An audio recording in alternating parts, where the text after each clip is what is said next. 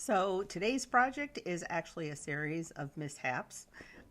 First off, I didn't hit record at the beginning when I was doing the first part of the project. So here's all the paints that I used along with the spring garden mold and on this little brown palette plaque that I had, and did these carrots, painted them and glazed them.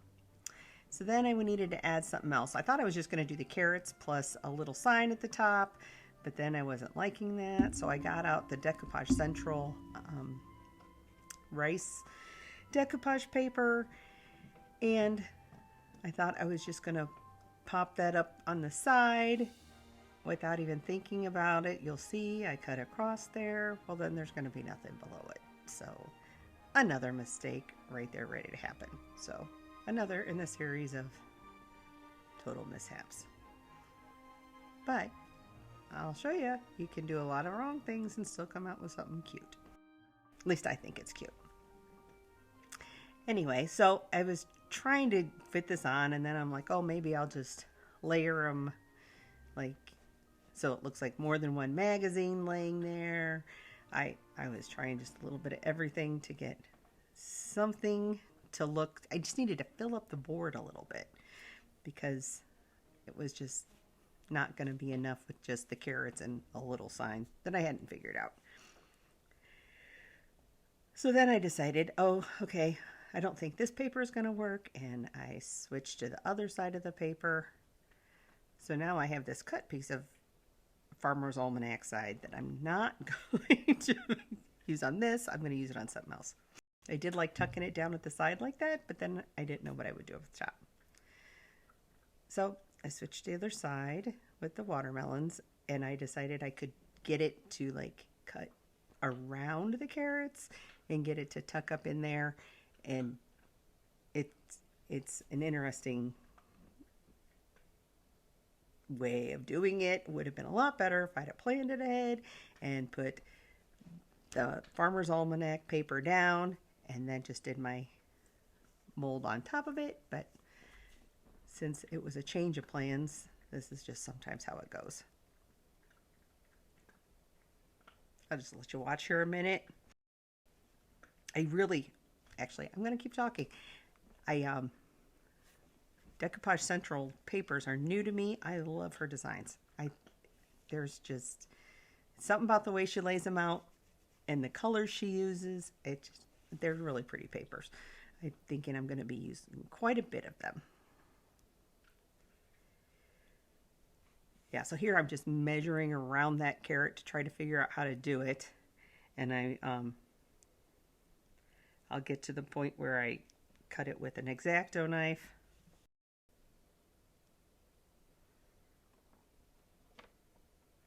Also, you should have a sharper knife on your blade because mine was a little dull. So that was another interesting part of my little fiasco here. And there went my blade because it wasn't screwed on tight enough. That should probably be edited right out.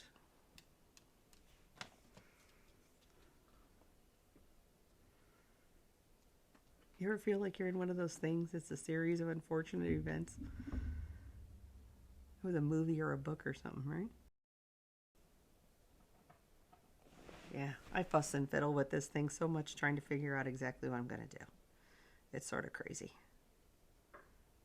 I'm sure I'm not the only person who does that, though. If you want to make me feel better, tell me you fuss and fiddle with your stuff too, trying to figure out when you don't like what you've made, how you're going to fix it.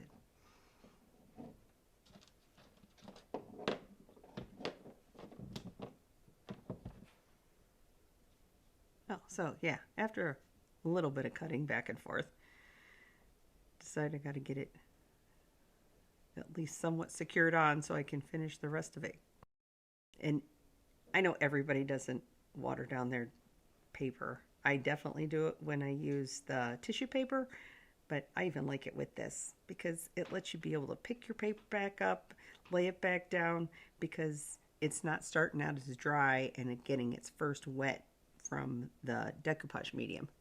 The decoupage medium I used is Paint Couture's, They have it in both matte and shine, which I like, especially for the top coat, top side.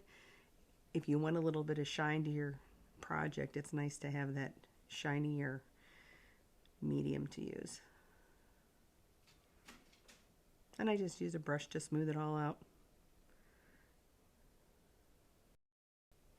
Rice paper is a little more forgiving as far as wrinkles and stuff, I feel, because it is thicker, so it doesn't tend to wrinkle as bad.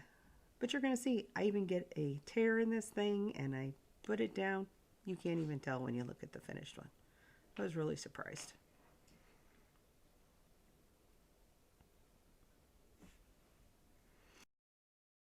And yeah, I just tapped that down in there. And actually, also when you wet your paper, it sort of like lets it stretch a little bit, so it was able to push down into the edges underneath, not underneath the carrots, but right up next to it. You definitely need some patience to go in and do this, or perseverance, or whatever you want to call it. But you know what? The other option was to give up, and why do that?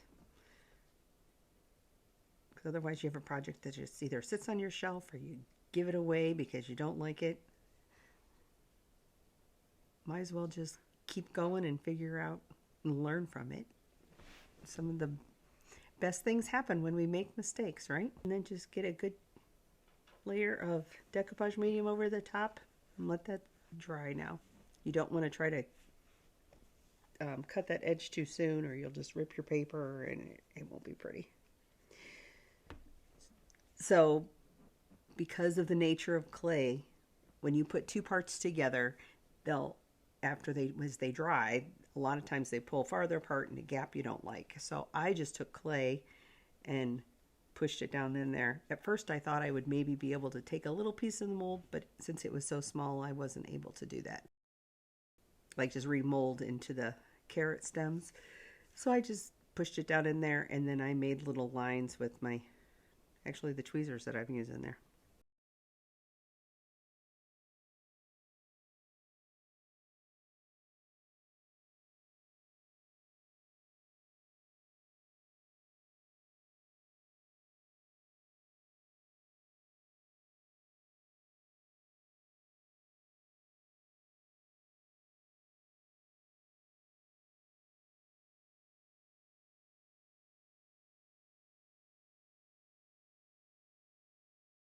And you just get enough glue to be all the way around it, and it'll stick. You know, if I did it again, I might even put the carrot down on top of the stems. And all the molds here I did with IOD air dry clay. So I wasn't even sure where I was going to put each of the elements that I was going to cast.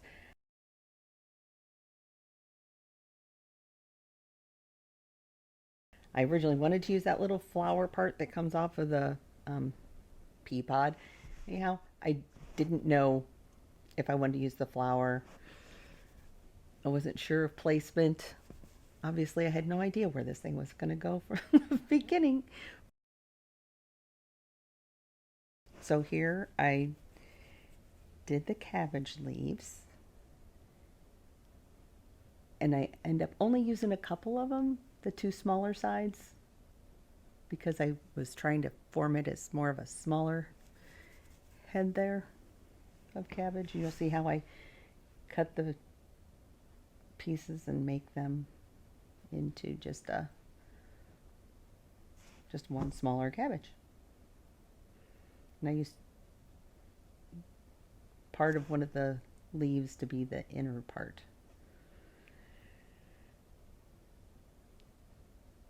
Because I wanted the three like humps on it, and I wanted it to be thicker in the middle than it was at the sides, you know, to round it out, give it its shape.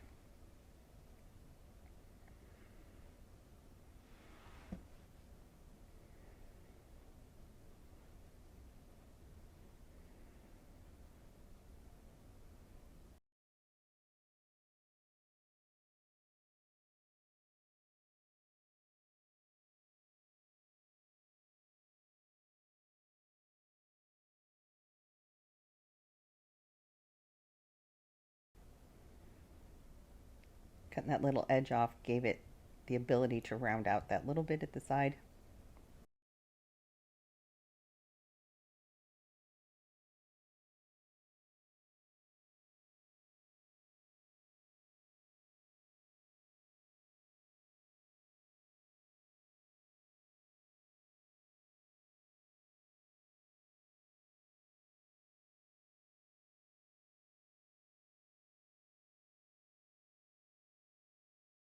So one thing, when you're gluing, you want to make sure you get to the edges so that you can hold everything down. You don't want those edges popping up because then they're more likely to like break off or chip off on you later. So of course we need 2 pea pods, not just one. So I mold a second one, and then I'm trimming off the edges so that they can fit up close together, and then just smoothing down the side here so that it's not straight, weird cut lines. You'll see I'm going to trim the back of it a little bit so that the one can sit on top of the other.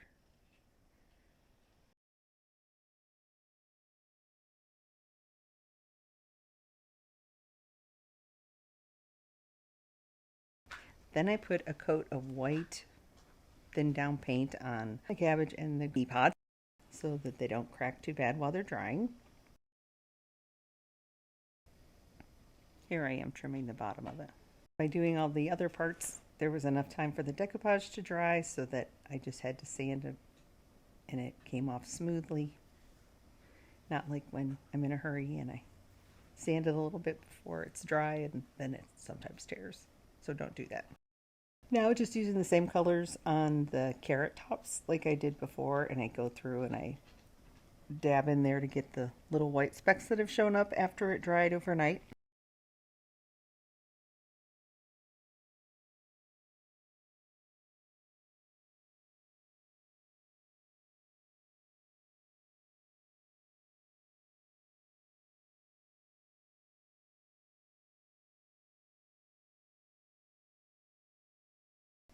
And I see I added a little bit of white in there, and I believe I might even have added some yellow. I'm not sure.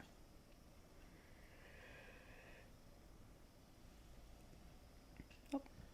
And now I added yellow to the green, and to brighten that cabbage up more so than the carrots were.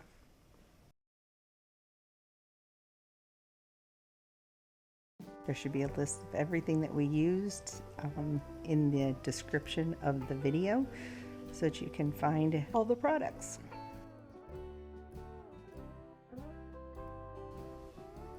I make the back leaf a different color, like lighter. It helps see the difference in them.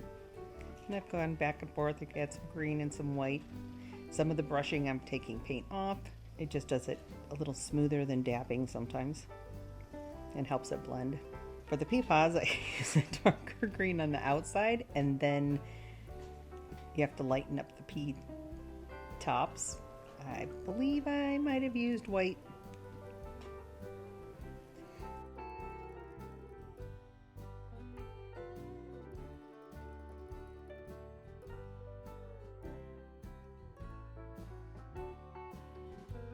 And then darkened up for the leaves.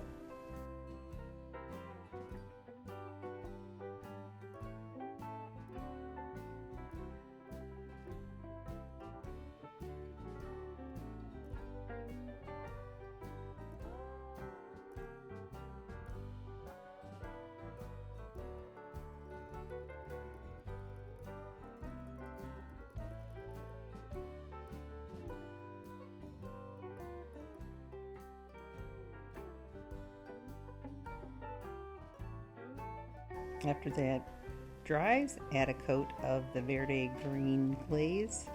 I tried to keep it light so that the cabbage didn't get too dark. Same with the peas themselves, not so much the pods.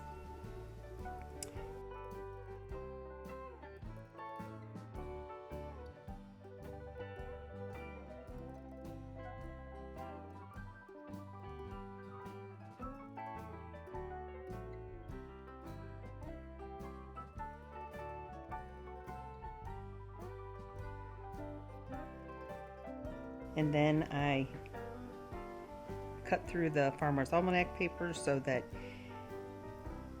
it would be like it was basically the side of a crate.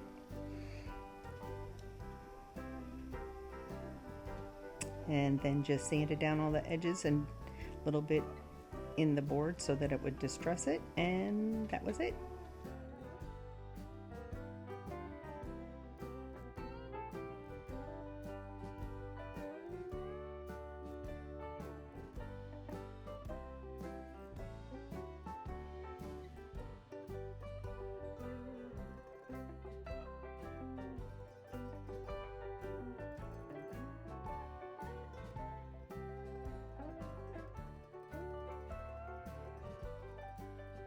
And it's all done. Not at all what I thought I was going to be doing, but I think I prefer what it turned out to be. If you've liked this video and want to see more, we'd love it if you'd like and subscribe and tell your friends. Thank you.